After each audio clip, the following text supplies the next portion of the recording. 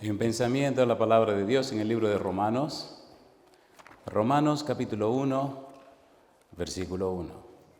Romanos capítulo 1, versículo 1, la palabra de Dios nos dice: Pablo, siervo de Jesucristo, llamado a ser apóstol, apartado para el Evangelio de Dios. Oramos. Querido Padre Celestial, gracias por estar con nosotros en este lugar. Gracias por la compañía de los ángeles y gracias por la presencia y la dirección del Espíritu Santo. Padre, gracias por darnos a Cristo Jesús. Gracias por su santa palabra. Gracias por el alto honor y el santo privilegio de estar en su presencia. Y ahora, Dios, le rogamos que el Espíritu Santo nos traiga palabra de vida para la vida eterna. Que no recibamos palabra de hombre, pero la palabra de Jehová que vive y permanece para siempre. Señor, habilítenos, prepárenos, capacítenos para estar en su presencia. Que nada ni nadie nos distraiga. Que cada uno de nosotros pueda estar en el Espíritu para entender las cosas espirituales. Bendiga a todo amigo o amiga que sigue esta presentación en cualquier lugar de la tierra. Y haga en nosotros su voluntad, Señor. Lo pedimos en el nombre de Jesús. Amén. Durante la semana estamos trabajando con la serie Un refugio para la familia. Y hemos dicho que el Apocalipsis es un refugio para la familia porque nos habla de esperanza, nos habla de consuelo, siendo que es la revelación de Jesucristo. La revelación de Jesucristo nos dice que el Apocalipsis es un evangelio, son buenas nuevas. Nos hablan acerca de lo que Cristo ha logrado, de lo que Cristo hizo, de lo que Cristo hace y de lo que Cristo hará. El Apocalipsis comienza con Cristo Jesús en la visión número 1 y en la número 8 nos presenta al Padre morando en la tierra con sus hijos. El apóstol Pablo, hablando de la revelación de Jesucristo, hablando del Evangelio, nos dice en el libro de Romanos, el mejor tratado que hay en el Nuevo Testamento acerca de la salvación, y es posible que sea el mejor tratado de toda la Biblia que habla acerca de la salvación. Él comienza el libro diciendo que el Evangelio es de Dios. Pablo, siervo de Jesucristo, apartado para el Evangelio de Dios. Evangelio de Dios. Cuando usted busca la idea del Evangelio de Dios en el Antiguo Testamento, tiene que dirigirse inmediatamente al libro de Isaías. En el libro de Isaías, Dios el Padre nos da 4 cantos que nos presentan, nos muestran todo lo que haría Dios a través de Jesucristo. Le llama a Jesucristo mi siervo. Y cuando usted estudia cada uno de esos 4 cantos, descubre que Dios escribe todo el sacrificio de Jesús y presenta en una forma clara, anticipadamente, detalles que todavía no se habían practicado en la época cuando el profeta está escribiendo. Es como que Dios ve el futuro, y Él lo ve, y mira detalladamente todo el sacrificio de Jesús, y entonces le revela a Isaías todo lo que va a ocurrir. Inclusive, Dios ve en el futuro, en el momento del profeta, 700 años antes de que Cristo naciera, en el futuro ve el sacrificio de Jesús y hasta habla de la crucifixión, que no existía en la época de Isaías. Cuando tratamos con Dios, debemos estar conscientes que no estamos tratando con un hombre, ni siquiera con un profeta. Estamos tratando directamente con Dios. Por eso, el Evangelio es de Dios. La revelación de Jesucristo que Dios le dio a Cristo la revelación de Jesucristo.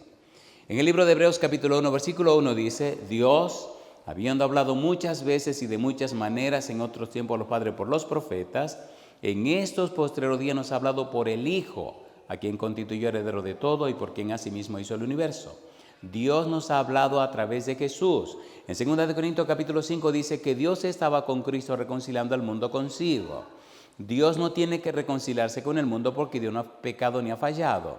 El mundo fue el que pecó y falló. Entonces Dios viene en Cristo a reconciliar al mundo con Él. Pero quien pone la solución al problema es Dios. Quien se hace hombre es Dios. Quien paga el precio del pecado es Dios. Quien se sacrifica es Dios. Quien paga todo y los pierde todo es Dios. Cuando nuestro cerebro entiende esto, ocurre algo importante e interesante en lo más profundo de nuestra mente. en la quilia, como dicen los hebreos, en lo más profundo, de lo más profundo, de lo más profundo de nuestra mente. El Evangelio, que es poder para salvación, el Evangelio, que es la revelación de Jesucristo, el Evangelio, que es la base de la salvación, el Evangelio, que es la respuesta y la solución de amor de Dios al pecado, el Evangelio, que es lo que nos presentan estos 4 cantos, porque nos relatan y nos enseñan y muestran todo lo que Cristo hizo para asegurar la salvación.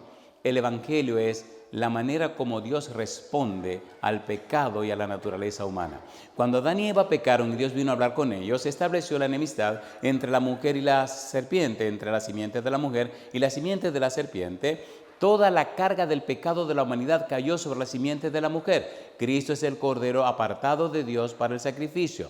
Cristo es el Cordero que fue sacrificado. Cristo es el Cordero de Dios. Dios tomó sobre sí la maldición y sobre sí el castigo del pecado. Todo lo cargó Dios. En el libro de Isaías capítulo 38, versículo 17, la Biblia dice: cargaste tras tus espaldas todos mis pecados. En el libro de Isaías 53, versículo 6, versículo 11 y versículo 12, dice que Dios cargó en el siervo todos los pecados. El pecado no es cualquier cosa, el pecado es un problema. El pecado es una maldición que afectó de tal suerte que Dios estuvo dispuesto a darlo todo para desarraigar el pecado definitivamente. Solo en este pequeño planeta existe el problema del pecado. Y en este pequeño planeta Dios se hizo hombre y pagó con su vida, derramó su sangre para pagar el precio del pecado. Por eso es tan interesante, tan importante, tan profundo, tan apasionante entender lo que es la ciencia de la salvación o la sabiduría oculta o el misterio de Dios, que es el Evangelio de la Gracia. Hace algún tiempo presentamos una serie en una universidad en el sur del mundo y el título fue El misterio de Dios, el Evangelio de la Gracia. En la página lavozdelconsolador.org, ahí está la serie, la puede ver, la puede copiar, no la puede vender y puede ver todo el material de esto del misterio de Dios, el Evangelio de la Gracia. Ahora, vamos a entrar en el estudio que necesitamos entrar hoy. Cuando usted lee el libro de Isaías, descubre que Dios escribe 4 cantos. En una manera poética, Dios describe el Evangelio, describe la misión de Jesús, describe el sacrificio de Cristo. Isaías capítulo 42, versículo 1 al 9, comienza esta serie de 4 cantos. Capítulo 49, versículo 1 al 13, el segundo canto. Tercer canto, capítulo 50, versículo 4 al 11. Y el último canto, Isaías capítulo 52, versículo 13, hasta el capítulo 53, versículo 12. Este cuarto canto tiene 5 estrofas. Es posible que en esta semana nosotros nos quedemos con la primera estrofa y a ver si Dios nos permite completar la primera estrofa. Lo interesante de estos 4 cantos es que salen de la mente de Dios, salen de la boca de Dios, salen directamente de Dios. Dios mismo explicando el Evangelio de Dios, Dios explicando el Evangelio, Dios explicando la misión de Jesucristo, Dios enseñando al universo la ciencia de la salvación. Y en 4 cantos se resume todo el historial. Cuando usted lee la Biblia con cuidado, detenidamente, descubre que nadie más empeñado en resolver el problema del pecado como Dios. Dios lo puso todo en la balanza, Dios lo perdió todo para que el pecado desaparezca del universo. Y el pecado nunca jamás levantará su deforme cabeza. Y Cristo, como dice un libro llamado El deseo de toda la gente, página 17, retendrá para siempre su naturaleza humana. Una naturaleza humana glorificada, prueba, muestra, certeza de que el pecado jamás se levantará otra vez. Cuando usted conoce a Dios, todo cambia. Cuando usted entiende a Dios, el mundo se ve diferente. Cuando usted verdaderamente comprende el Evangelio de Dios, usted tiene una cosmovisión completamente diferente. Su visión de la vida da un giro de 180 grados. ¿Por qué? Porque ahora usted estará mirando las cosas como la ve Dios. Y esa es la manera correcta de verla. Isaías capítulo 53.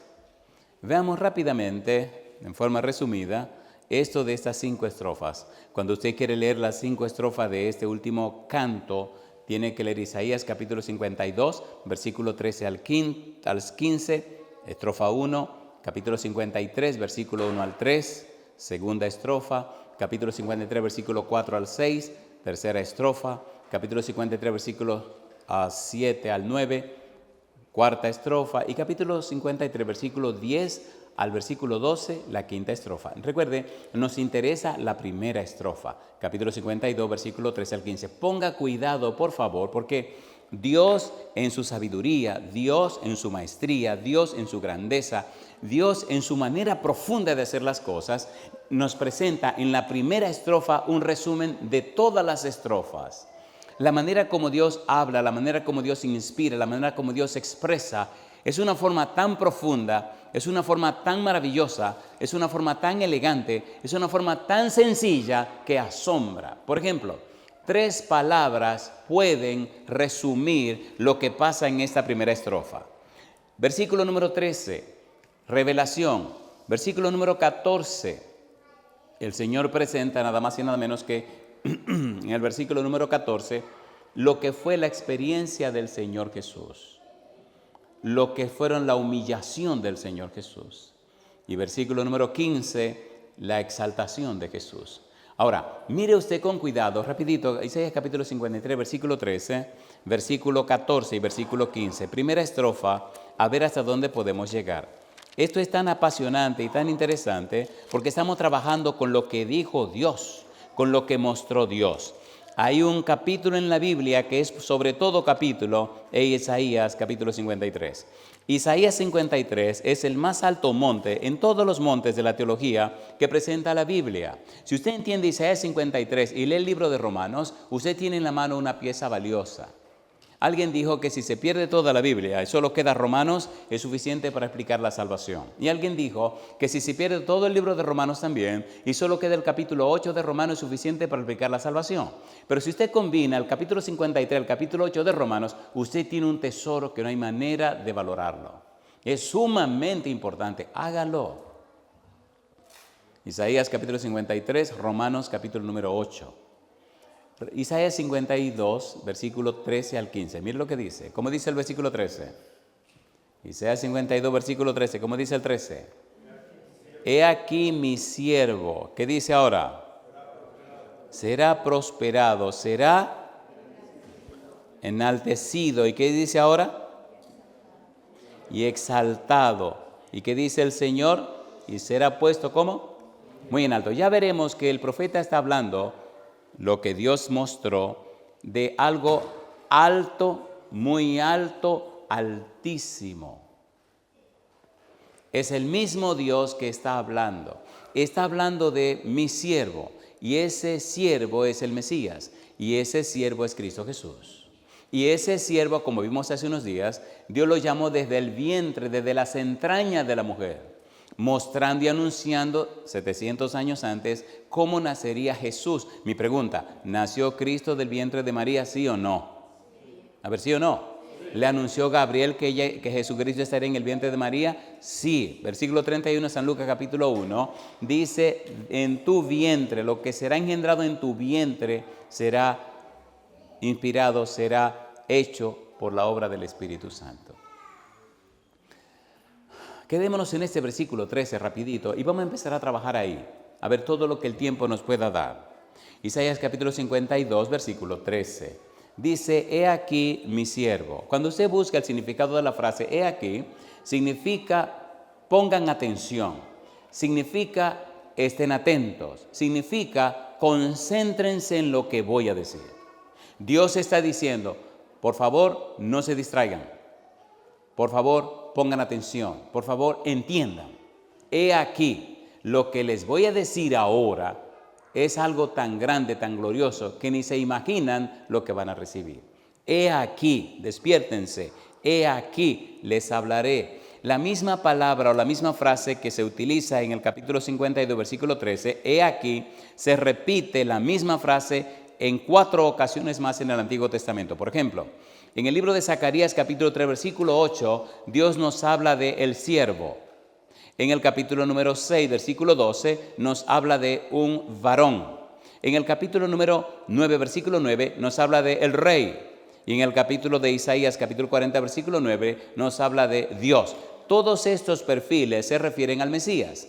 Ahora, lo curioso de esto es que cuando usted compara estos versículos del Antiguo Testamento con el Nuevo Testamento, descubre que en esos 4 versículos se describen los 4 evangelios. Número 1, Zacarías capítulo 3, versículo 8, el siervo, evangelio según San Marcos.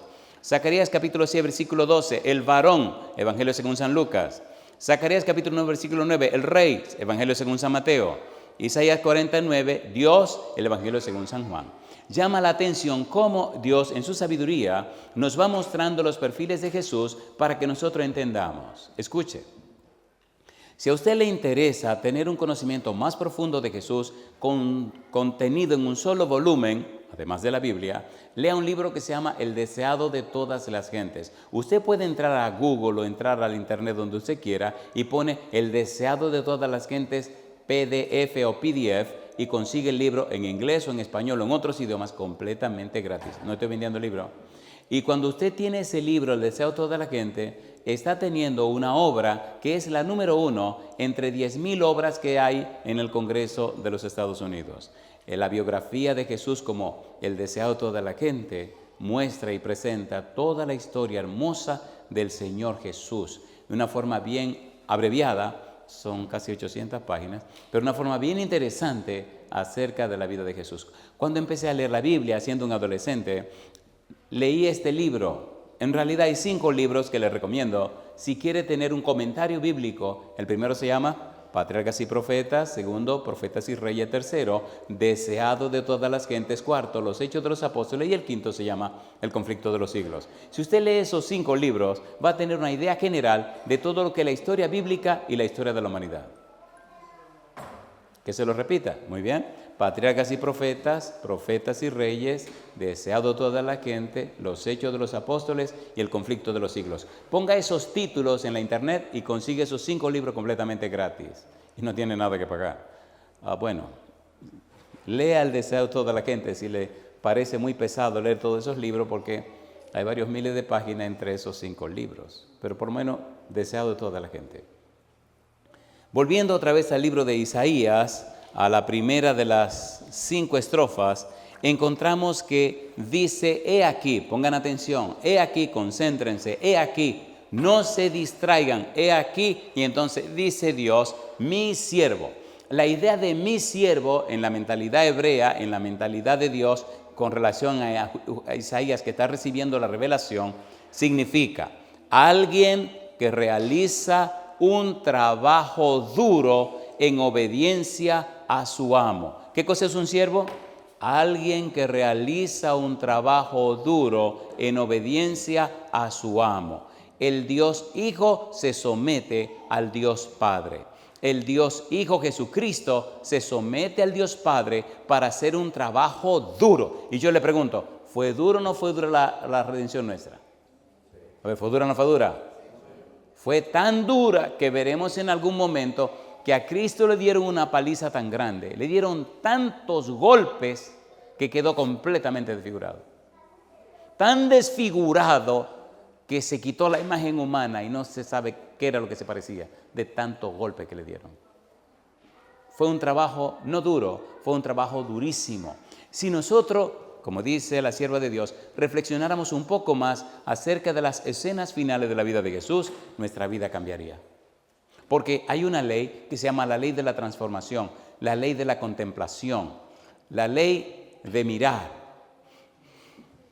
Y hay una palabra interesante que aparece en el libro de San Mateo, capítulo 16, versículo 27. El Señor Jesús dijo, cuando el Hijo del Hombre venga en la gloria de su Padre con sus ángeles, pagará a cada uno conforme a sus obras, conforme a su praxis. Si Cristo nos va a hacer juicio conforme a la praxis, usted debería ser experto en praxis, porque le van a hacer juicio conforme a esa palabra.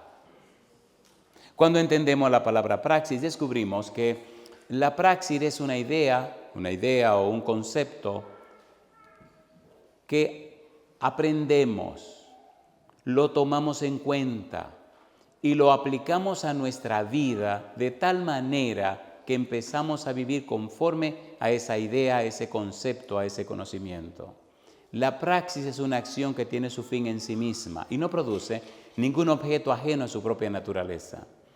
La praxis es más que práctica, es aprender haciendo y aprender de lo que hago. Aprender haciendo y aprender de lo que hago.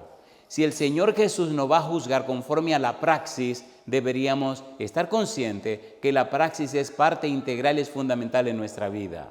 Cuando conocemos el Evangelio, cuando comprendemos el Evangelio, necesitamos entonces entender el Evangelio y la praxis se encarga de ayudarnos a entender el Evangelio. Significa que no tengo un concepto teórico, sino un principio de vida que transforma mi vida. Y eso es predicar el Evangelio. Y eso es predicar por testimonio. Y eso es lo que Dios anda buscando al revelar a través de esos cantos la vida y obra de Cristo Jesús. De allí la importancia y la trascendencia de entender quién es el siervo. ¿Por qué Dios le llama mi siervo?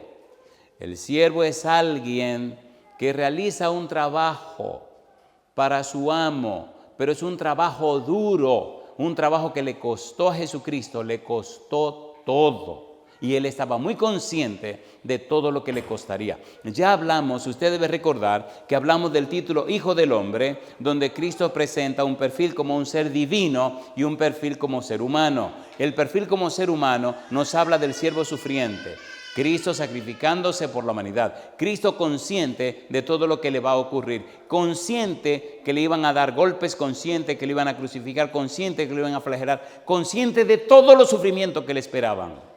Pero no dio un paso atrás. Se mantuvo firme para cumplir el trabajo, la obra que había venido a realizar.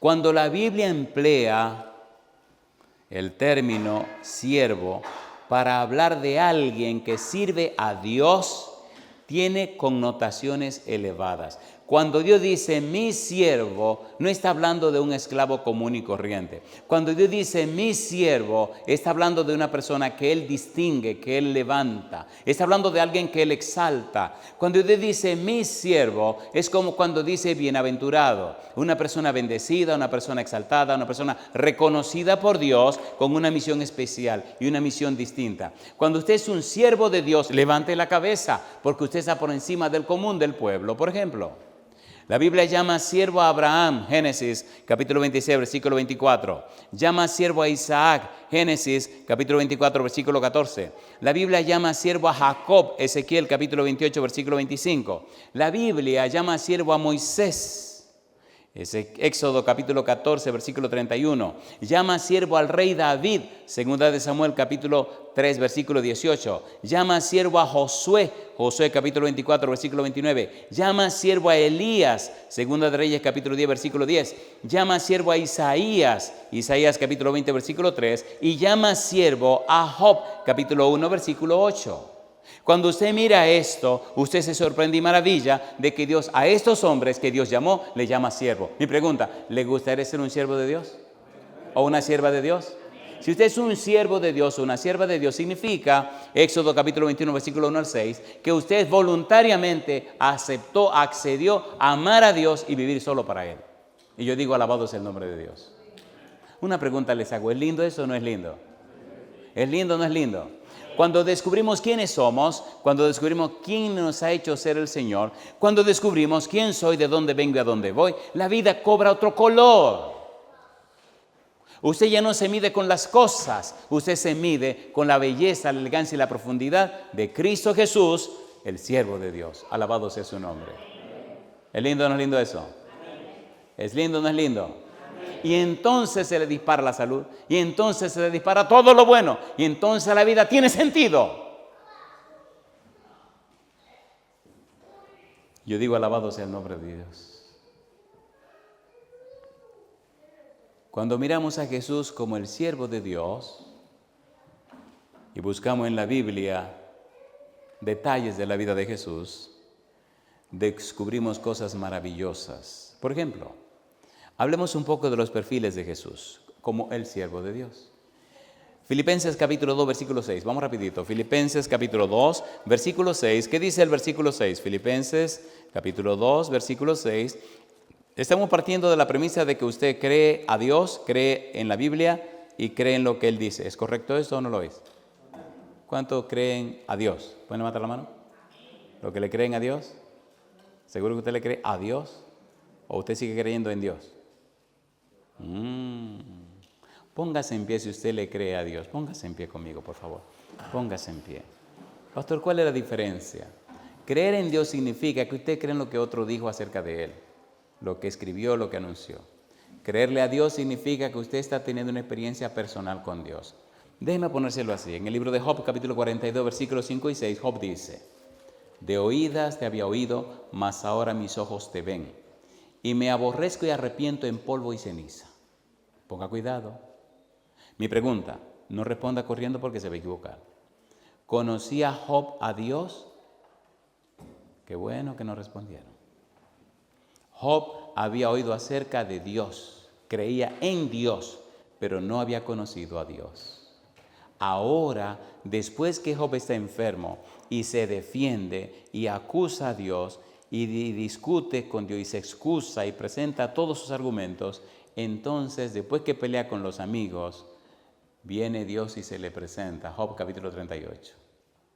Y la frase con la que comienza Dios es: ¿quién es ese que oscurece el consejo con palabras sin sabiduría? Y cuando Job comienza a responderle a Dios, dice: ¿quién es ese que oscurece el consejo con palabras sin sabiduría? Y entonces Job expresa su testimonio. De oídas te había oído, mas ahora mis ojos te ven. Tenemos muchas ideas, doctrinas, conceptos y opiniones acerca de Dios, pero necesitamos experimentar, necesitamos vivir los principios establecidos en la Biblia que nos enseñan y nos muestran que Dios es real. Y yo le pregunto, ¿es real Dios, sí o no? Recuerde, hay un libro que escribió A-W-T-O-Z-E-R, en español sería Tozer. El libro se llama El conocimiento del Dios Santo. También puede entrar a Google y escribir El conocimiento del Dios Santo, A-W-T-O-Z-E-R, escribir allí y darle PDF o PDF y el libro lo va a poder copiar gratis. Escuche por favor.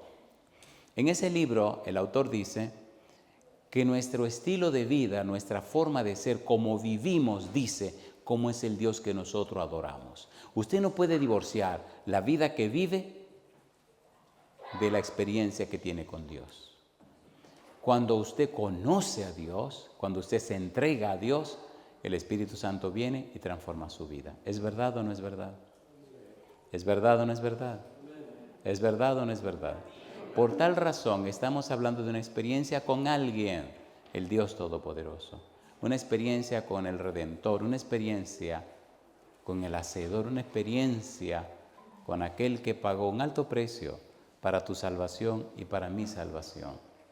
Necesitamos conocer a Jesús, necesitamos tener experiencia con Jesús, necesitamos llenarnos de la palabra de Dios que nos explica, nos enseña y nos muestra quién es verdaderamente Jesús. Cuando esa experiencia ocurre, entonces recibimos la mente de Cristo. Escuche por favor, cuando verdaderamente conocemos a Jesús, como es necesario conocerle, nuestra vida cambia y se transforma.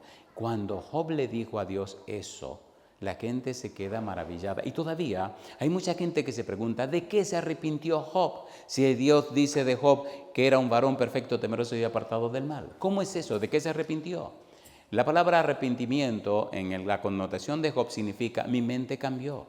Ahí tengo un cambio de mente, un cambio de patrones mentales, un cambio de pensamiento, un cambio de mente. Mi mente cambió. Tenía una idea de Dios por lo que había leído, lo que me habían contado, pero ahora yo me relaciono con Él, lo escuché a Él, me habló a mí, le respondí a Él. Ahora Dios me dio las directrices, ahora sé que Él es real, ahora tengo una experiencia con Dios. Cuando usted tiene esa experiencia con Dios, usted no puede ser igual. Cuando usted solo relata y cuenta lo que otro dijo, lo que otro le contó, lo que otro... Eso es puro concepto. Pero cuando usted lo ha vivido, cuando usted ha estado con Él, cuando lo ha visto actuar en la vida de la gente, en la vida suya, cuando usted camina con Él por años, cuando usted experimenta la vida y la presencia de Dios, entonces eso es otra historia.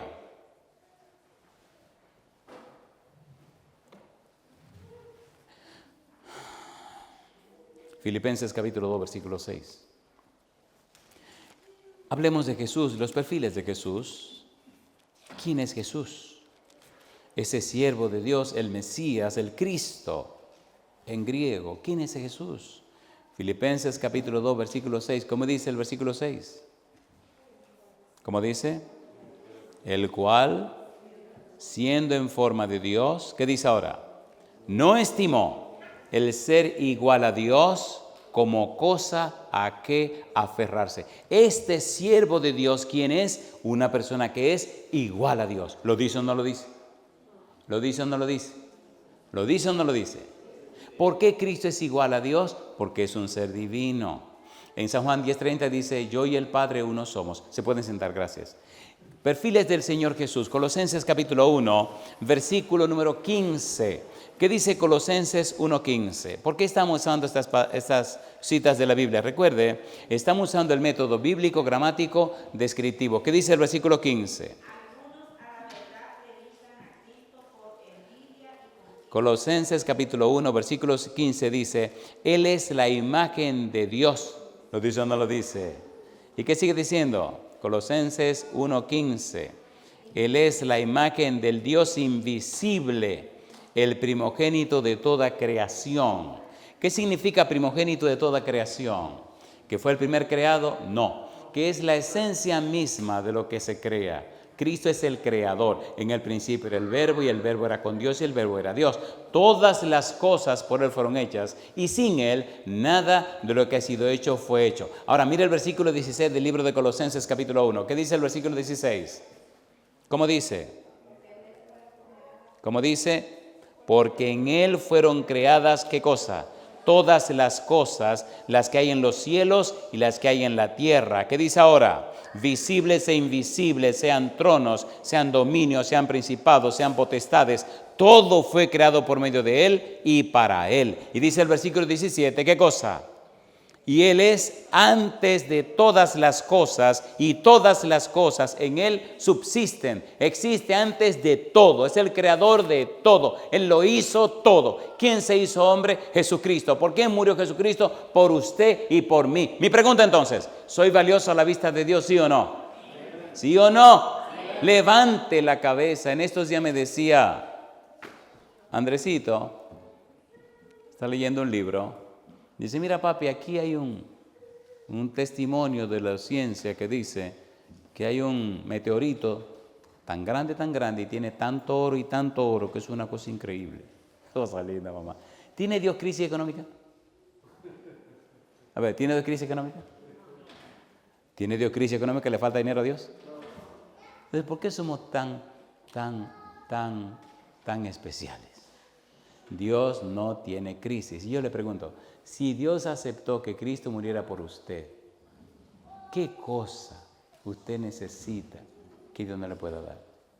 Romanos 8:32, como dice, el que no escatimó ni aún a su propio Hijo, sino que lo entregó por todos nosotros, ¿cómo no nos dará juntamente con Él todas las cosas? ¿Quién es Cristo? Es igual a Dios, es un ser divino. ¿Quién es Cristo? Es la imagen del Dios invisible. Y cuando Cristo vino a la tierra, Felipe le dice, Señor, muéstranos al Padre y nos basta. Y Cristo le dice, Felipe, ¿cómo que te muestra al Padre? El que me ha visto a mí, ha visto al Padre. Y yo digo, bendito sea Dios. Le pregunto de nuevo, ¿es hermoso estudiar esto o no es hermoso? ¿Es usted una persona valiosa o no es una persona valiosa? ¿Es valiosa o no es valiosa? ¿Usted cree que una gente que se compre un Lamborghini Aventador lo va a poner frente a su casa para que todo el mundo lo vea? Espero que no haya hecho una barbaridad aquí, ¿eh? Ok. A ver si la pongo más fácil. Una persona que se compre un Maserati, vamos a cambiar eso. Un Mercedes-Benz del año, así que vamos a ver, ¿verdad? Un Mercedes-Benz del año, un BMW del año, un Rolls Royce, aquí llegamos. Un Rolls Royce. ¿Usted cree que una gente compra un Rolls Royce, un carro Rolls Royce y lo va a poner de que afuera en la casa para que amanezca en la calle? ¿Usted cree que va a hacer eso? A ver, digan que no. Digan no. ¿Qué va a salir, mamacita linda, mamá? Una vez andaban por la calle en Nueva York. Ay, mi madre. Y pasamos por una calle y había una tienda de carros Rolls Royce. Y la tienda está cerrada con cristales y todo, con aire acondicionado. Y usted ve los carros por afuera por el cristal. Son carros muy caros. Cuando una gente se compra un carro de eso, le da un tratamiento especial, ¿o no? Y usted no compra un carro de eso que va a la tienda, quiero ese. ¿Usted se equivocó? Usted tiene que hacer un curso y le dan toda una serie de detalles porque ese carro no se le vende a todo el mundo. Entonces, si tanta monería con un carro, imagínese usted cuánto pagó Dios por usted, cuán valioso es usted. Eso es un punto importante en la predicación del Evangelio. ¿Cuánto ha invertido Dios en usted? Lo invirtió todo. ¿Cuánto vale usted a la vista de Dios? Usted vale lo que nadie puede pagar. Levante la frente, compadre. Levante la frente en alto.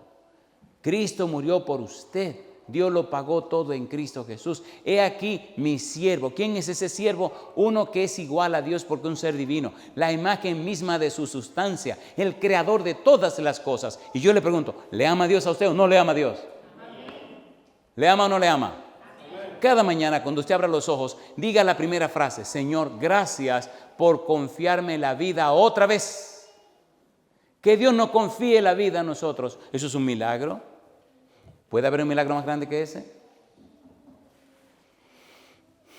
¿Quién es Jesús? En Hebreos capítulo 1, versículo 3 dice que Él es el resplandor de su gloria y la imagen misma de su sustancia. En San Juan capítulo 10, versículo 30, Cristo dice: yo y el Padre uno somos.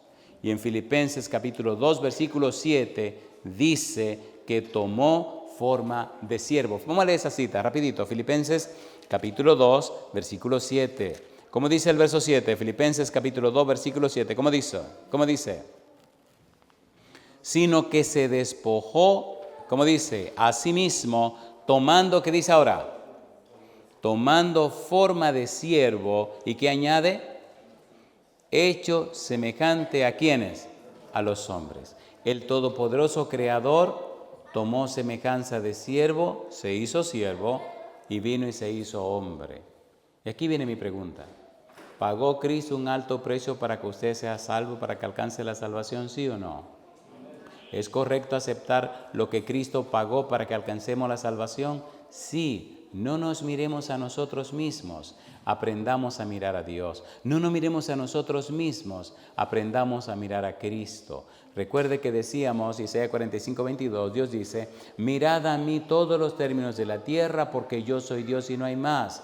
Recuerde que dice en el libro de Hebreos capítulo 12, versículo 2, puestos los ojos en Jesús, autor y consumador de la fe.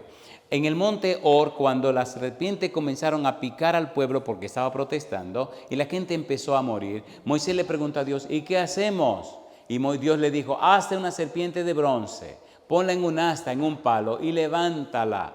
Todo el que mire la serpiente se sanará. Y yo le pregunto, ¿era eso científico? No. ¿Era eso? No. No. Pero si Dios dice: mira y te redimirá, mírala y te va a salvar, los que creyeron a Dios miraron y se curaron. ¿Sí o no? ¿Sí o no? Cuando llegamos al Nuevo Testamento, Nicodemo viene a hablar con Jesús y comienza a hacerle preguntas. Le dice: sabemos que tú vienes de Dios porque nadie puede hacer las cosas que tú haces. Y Cristo le dice: no me venga con cuento, vamos al punto. El que no naciera nuevo no entra en el reino de los cielos. Pero ¿cómo pueden ser siendo viejos? Escúchame bien. Y Cristo comienza a explicarle. Entonces Cristo dice: y como Moisés levantó la serpiente en el desierto, así es necesario que el Hijo de Dios, del hombre sea levantado. ¿Levantaron a Cristo en la cruz, sí o no? ¿Sí o no? Entonces usted puede estar seguro que si usted mira a Cristo, si acepta a Cristo, si hace lo que Cristo dice, usted alcanza la salvación y la vida eterna. Hay un himno que dice: hay vida en mirar, ¿a quién? Yo diría que hay vida en mirar a Jesús. ¿O no? ¿O no? Hay vida en mirar a Jesús. ¿Le gustaría a usted mirar a Jesús? ¿Cuánto quiere mirar a Jesús? Y saben que cuando uno contempla a Jesús, hay una ley que se llama la ley de la contemplación. Mientras usted más lo mira, más se transforma la imagen de Jesús. Porque nosotros nos parecemos a aquellas cosas que observamos. ¿Sí o no? ¿Sí o no? ¿A quién está mirando usted? Ahí, mamá. Bueno, cambia la pregunta. ¿Le gustaría mirar a Jesús? ¿Contemplar a Jesús?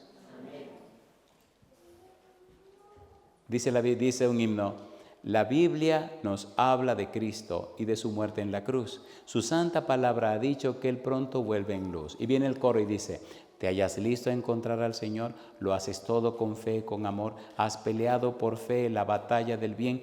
¿Pueden otros a Cristo en ti ver? ¿Eres fiel por doquiera que vas? ¿Puedes tú contemplarlo en su faz y triunfante decir, este es mi Dios?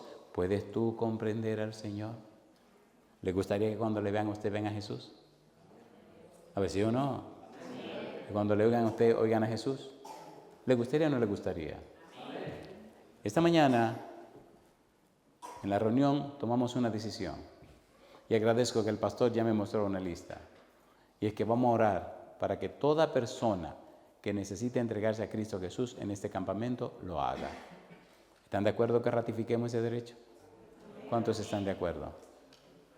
Pónganse en pie todos los que están de acuerdo en que oremos cada hora del día para que toda persona que está en el Valle de la Decisión se entregue a Cristo en ese campamento y su nombre sea registrado en esta misma semana en el libro de la vida. Cuando usted se bautiza, su nombre se registra en el libro de la vida. Me llena de gozo saber de personas con las que hemos hablado, que han tomado su decisión de entregarse al Señor. Aquí viene mi pregunta con la que quiero terminar. ¿Hay alguna de esas personas en el ambiente que sabe que en algún momento de su vida tiene que dar el santo paso del bautismo? Algunos lo harán esta semana, otros lo harán en un mes, un año. Mire, es cuestión suya y Dios. Usted lo hará cuando usted quiera. Mi trabajo es presentarle a usted delante del Dios Todopoderoso y el ángel lleve un informe que diga que sí, que usted reconoce que en algún momento usted tendrá que entregarse a Jesús a través del santo bautismo para tener derecho de entrada en el reino de los cielos. ¿Hay entre nosotros alguna persona que sabe que tiene que prepararse para en el futuro dar el santo paso del bautismo? ¿Puede levantar la mano? ¿Hay alguien así? Allá veo una mano, ¿hay alguien más? Aquí veo otras manos, aquí veo más manos. Alabado sea el nombre de Dios. Saben que a mí me gusta ser un poco atrevido. Jesús dijo, Marcos capítulo 8, versículo 38, el que se avergüence de mí y de mi palabra en esta generación adúltera y pecadora, yo me avergonzaré de él delante de mi Padre que está en los cielos. ¿Le dará a usted de vergüenza que el cielo sepa que usted levantó la mano?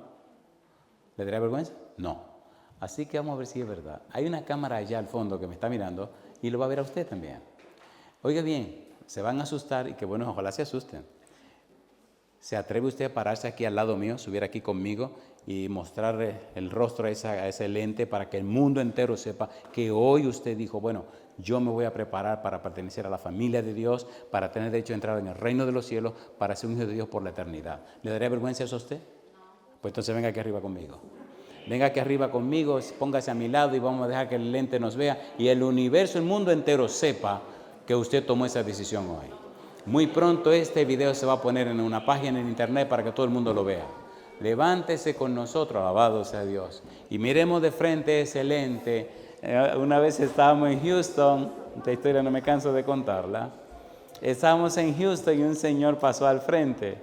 Lo que ese caballero no sabía es que en un país del sur, me reservo el nombre, estaba la esposa y los hijos mirando la televisión. Y pregunte cuando aparece la cara de este hombre allí. Le dice el chiquito a la mamá, mamá, pero ese fulano. Dice la mamá, ¿quién? Ese es mi papá. ¿Cómo va a ser? Y exactamente era el papá. Cuando terminó la reunión, cosa linda, mamacita linda. Cuando la reunión terminó, lo llamaron y le dijeron, ¿tú estabas en una iglesia? ¿Quién? Yo. Sí, tú estabas en una iglesia. Yo, sí. Y tú pasaste al frente y te vimos. Él se bautizó, ahora es diácono de una iglesia y la familia también se entregó al Señor. Permita a Dios que usted, que conoce una de esta gente, haga la misma decisión. ¿Es hermoso entregarse a Dios? ¿Hay alguien más que debería estar aquí al frente? ¿Reconoce usted y entiende que tiene que prepararse para en algún futuro de su vida recibir el santo bautismo para que coloquen su nombre en el libro de la vida en el cielo y usted puede entrar por la puerta de la Canaán celestial y vivir por siempre en la patria celestial? Si usted dice sí, venga aquí al frente conmigo. Preséntese para que el universo entero le vea. Es su testimonio. He oído historias de personas que han visto a otros que se han presentado al frente y ellos se han decidido porque dicen, si fulano lo hizo, yo lo hago también. La ciudad se llama Puerto Plata y había un caballero que ya falleció. Este señor tenía mala voluntad contra la iglesia.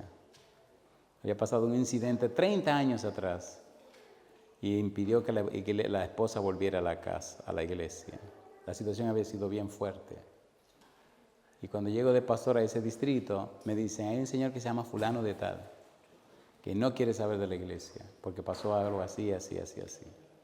Así fui a la casa de este señor, no voy a decirle que se llamaba Quintino, porque entonces no sabe de quién estoy hablando. Entonces cuando llegué a la casa de Quintino, le dije, Quintino, vine a hablar con usted. Él no sabe quién yo soy. Si se huele que era un pastor de la iglesia, me hubiera votado de una vez. Así que en la puerta, toco la puerta, él viene y me dice, le digo, vine para hablar con usted. ¿Conmigo? Sí. ¿Y quién es usted? Yo me llamo Andrés Portes. Oh, cómo no, un momento, un señor muy servicial, muy cordial. Abrió el candado y me dejó entrar. Pase adelante, voy y me siento. Digo, vine a pedirle perdón. ¿A mí? Sí. ¿Pero a mí? Sí, a usted.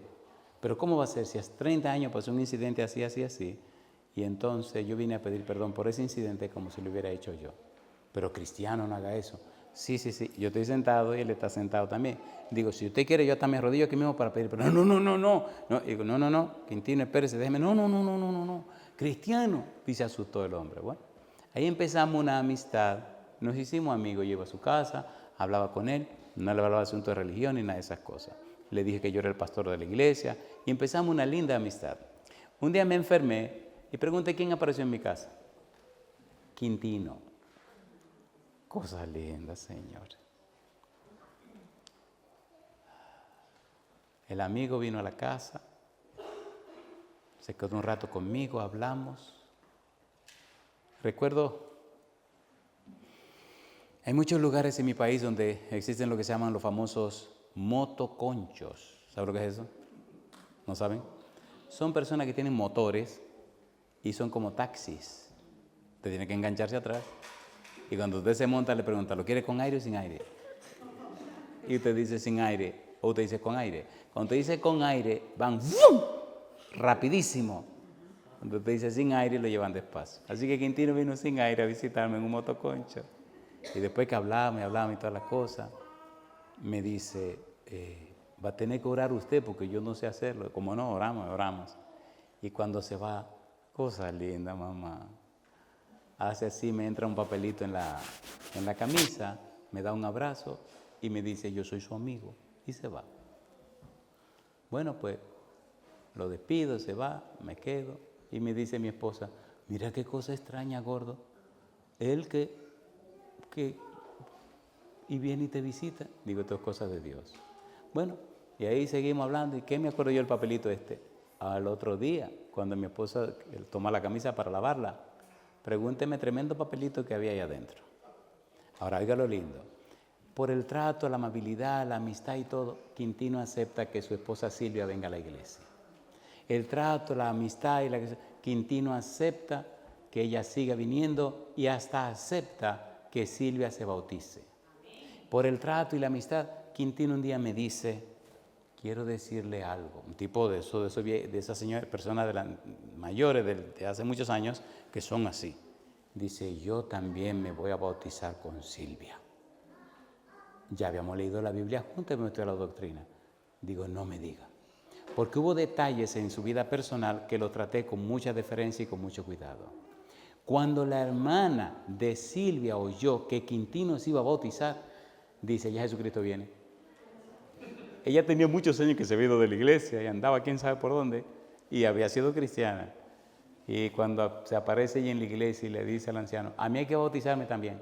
Y le dice a mí, ¿por qué? Si Quintino se está bautizando es porque Jesucristo ya está ahí en las nubes que ya viene.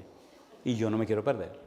Así que el testimonio de Quintino y de Silvia empezó a salvar gente. Permita a Dios que el testimonio de esta gente que están aquí al frente sea lo suficientemente fuerte y poderoso para que otras personas se entreguen al Señor.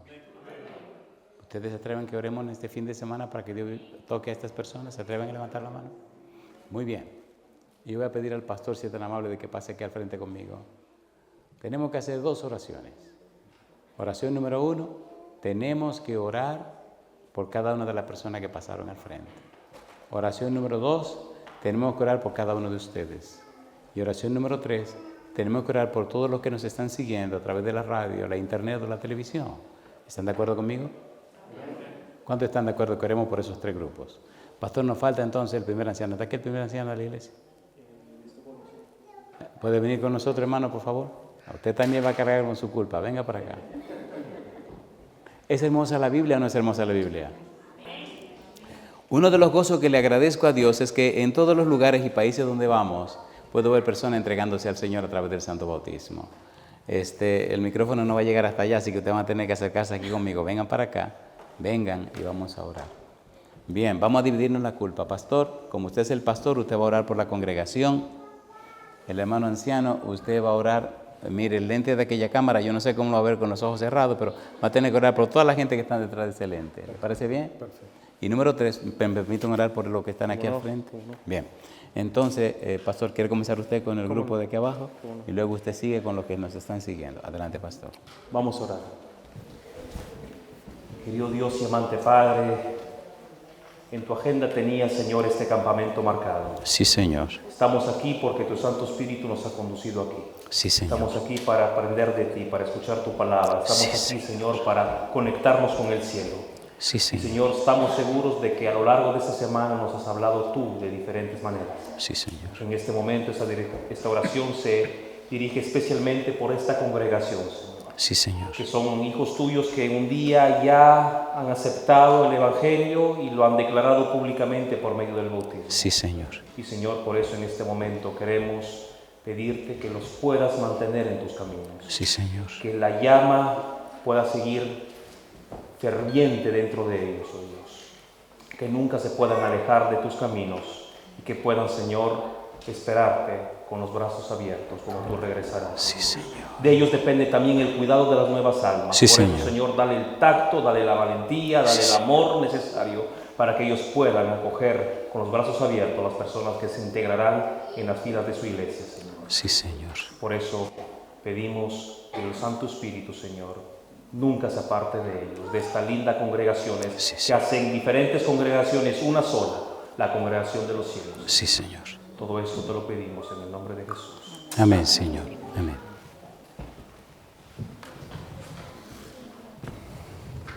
Amado Padre, gracias te damos, bendito Señor, por tener este lindo privilegio de podernos dirigir ante ti, Señor.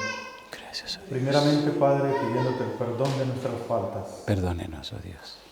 Y también, Señor, queremos suplicar que nuestros hermanos, nuestros amigos que nos están viendo también, puedan, Padre, disfrutar, puedan también obtener, Señor, esa salvación. Sí, Señor. Esa salvación, Señor, que tú has brindado, Padre, a todo ser humano, al hombre. Permite, pues, Padre, que a través de estos medios, de estas cámaras, a través de este programa, Señor, y de esta campaña, pueda llegar también salvación a los diferentes rincones del mundo, Señor, de la tierra, las diferentes latitudes, los diferentes lugares. Tú conoces las diversas necesidades que hay en toda la faz de la tierra, Señor. Padre, que a través de este mensaje de tu palabra, Señor, pueda tocar corazones y que muchos puedan llegar a tus pies, reconocerte como el Dios creador y también como el Dios redentor. Sí, Señor. Padre, pedimos por aquellos que están viendo este programa, que están también en el valle de la decisión, Señor. Están indecisos. El enemigo quizás a lo mejor, Padre bendito, pone dudas en ellos. Pero queremos decir en esta tarde, en esta noche, hay poder en la sangre de Cristo. Amén, Señor. Y con esa seguridad, Padre, de que tú has escuchado esta oración y que tocarás ese corazón y que muchos, Señor, harán cambios en su vida. Padre, oramos por ellos y por nosotros y por todos tus siervos en toda la faz de la tierra. En el nombre de tu Hijo amado, Cristo Jesús. Amén. Amén. Y ahora, Padre Celestial, le damos gracias por estas personas que han pasado al frente, han subido a esta plataforma valientemente para anunciar no solo a este lugar, sino a todo el mundo y el universo, que han tomado la decisión de prepararse para que en un futuro próximo o cercano sus nombres sean registrados en el libro de la vida a través del santo bautismo. Le rogamos, Señor, como ministros del Evangelio, que el Espíritu Santo descienda sobre cada uno de ellos y ellas, que desde hoy cambie y transforme sus vidas, que le dé la mente de Cristo. Que el Santo Espíritu haga que le amen a usted, Señor, por sobre todo, que amen su palabra y estén dispuestos y disponibles para que el Espíritu les cambie y usted produzca en ello el querer como el hacer por su buena voluntad. Que se conviertan en luz en medio de la oscuridad de este mundo, que sean instrumentos de salvación en sus hogares, en los lugares donde se muevan, y que a través de su testimonio miles de personas reciban al Señor Cristo Jesús como su único y suficiente Salvador. Amén. Padre amado, le damos gracias por haber hecho tanto en nuestro favor, que hoy le entregamos todo para que haga en nosotros conforme a su voluntad. Amén. Cualquier persona, Señor, que escuche ese mensaje, rogamos que el Santo Espíritu le toque, pero convierta a estas personas que han pasado al frente en mensajeros y mensajeras del cielo, llenos y llenas del Espíritu Santo, para que todo el que les conozca, Señor, tome la decisión también de entregarse a Cristo a través del santo bautismo. Lo pedimos, Señor, en el nombre de Jesús. Amén, Señor. Amén. Que Dios les bendiga, que Dios les guarde.